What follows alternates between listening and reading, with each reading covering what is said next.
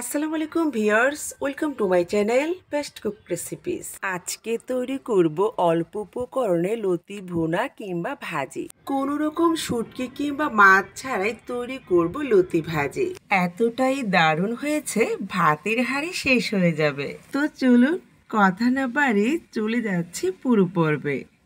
লতি ভাজির জন্য চুলায় প্যান বসিয়ে করছি 1/3 কাপ রান্নার তেল আর পেঁয়াজ রসুন এবং কাঁচা মরিচ একসাথে আধা বাটা করে নিয়েছে। সবকিছু মিলে 4 টেবিল চামচের মতো অ্যাড করা হয়েছে।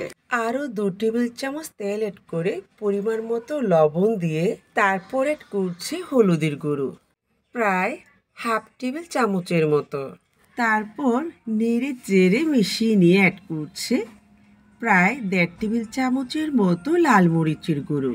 তবে যারা ঝাল খেতে পছন্দ করেন সেই ক্ষেত্রে মরিচের পরিমাণটা বাড়িয়ে দিতে পারেন। যেহেতু কাঁচা মরিচ বাটা দেওয়া হয়েছে, লাল মরিচের গুঁড়ো এর থেকে বেশি দেওয়ার কোনো প্রয়োজন নেই। চুলোর আঁচ কমিয়ে মশলাটাকে 5 মিনিটের মতো কষিয়ে হাফ কাপ পানি অ্যাড করছি। তারপর নেড়ে চেড়ে মশলাটাকে কষিয়ে নিয়েছি। দেখতেই পাচ্ছেন দারুণ একটা কালার চলে আসছে। তারপর অ্যাড করছি আগে থেকে ধুয়ে নেওয়া কচুর লতি। এবার নেড়ে চেড়ে লতিটাকে কষিয়ে নিচ্ছি।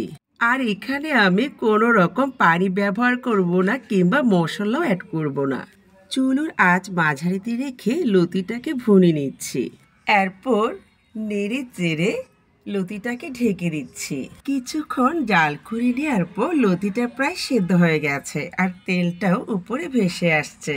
এই সময় তলানিতে লেগে যাওয়ার চান্স থাকে। কোনোভাবেই লতিটাকে পোড়ানো যাবে না, তাহলে কিন্তু টেস্টটা ভালো পাবেন না।